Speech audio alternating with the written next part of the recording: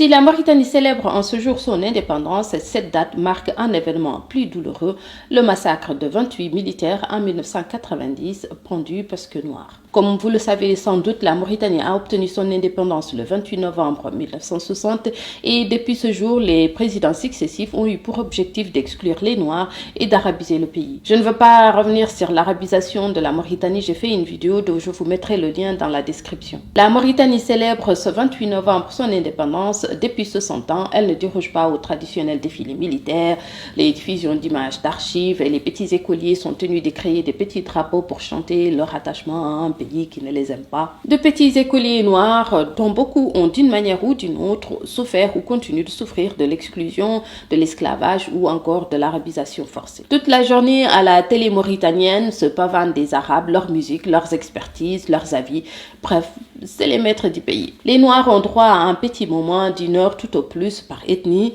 le reste du temps c'est eux. Depuis 30 ans, la plupart des Mauritaniens ne fêtent pas ce jour parce qu'ils le considèrent comme un jour de deuil. Le 28 novembre marque le souvenir du massacre de 28 militaires mauritaniens noirs à la base de Inal au nord du pays. La répression commence en 1989. Un incident entre un éleveur et un agriculteur à la frontière du Sénégal sera transformé en un massacre des Noirs à l'exception des Haratines. L'État mauritanien, avec l'aide des populations arabes, vont s'en prendre aux Noirs de Mauritanie, en particulier de l'ethnie Peul. S'ensuit un génocide. Ils tueront des milliers de personnes, des femmes seront violées, des populations noires du sud de la Mauritanie vont être déportées vers le Mali et le Sénégal. Encore aujourd'hui, la plupart y vivent dans des camps. J'ai aussi fait une vidéo sur le sujet et je vous mettrai un lien dans la description. Une fois les populations déportées, leurs biens sont saisis et donnés à d'autres Mauritaniens. La seconde étape, pour faire de la Mauritanie un État véritablement arabe, il fallait purger l'administration et le secteur de la défense de tous les éléments africains qui pourraient contredire l'arabité de la Mauritanie. Les arrestations des militaires avaient déjà commencé en 1986, mais c'est en 1990, sous le commandement de l'ancien chef d'État Maouia Ould Sid Ahmed Taya, que l'horreur va atteindre son paroxysme. Et cela sans compter les tortures, les arrestations arbitraires, les humiliations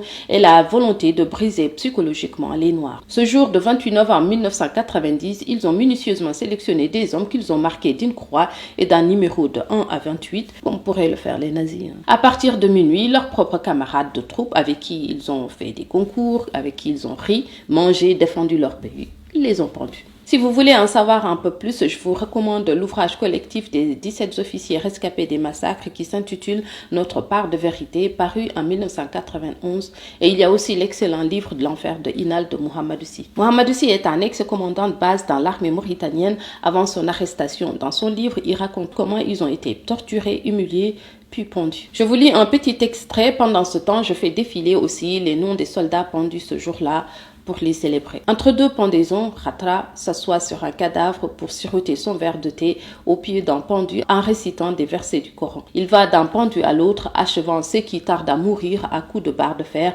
s'appliquant à porter des coups dans la région du cou. Il récitait des versets de Coran en tuant des innocents, quoi. Cette barbarie que des Mauritaniens ont fait subir à d'autres Mauritaniens s'est aussi passée à Azlat, à Sorimale, à Witch, à Walata, à Jreida et dans tout le sud mauritanien. En 1993, l'État vote une loi d'auto-amnistie pour dire en gros, on se pardonne ce qu'on vous a fait. Vous pouvez pas nous poursuivre. Et j'ai aussi fait une vidéo avec les avocats Gourmolo et Fatima Tambaye si vous voulez en savoir un peu plus. En 2008, Abdelaziz, l'ancien président mauritanien qui lui-même est impliqué dans les massacres et les déportations et les expropriations des terres, fera une prière à Keidi dans le sud du pays et reconnaîtra la responsabilité de l'État dans le génocide. Et puis c'est tout.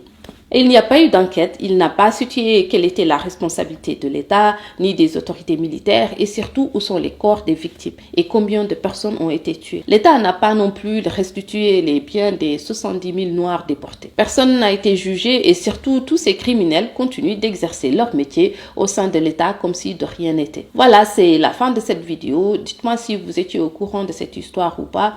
En tout cas, si vous avez aimé cette vidéo, n'hésitez pas à partager, à liker, à commenter et je vous dis à bientôt pour une nouvelle vidéo.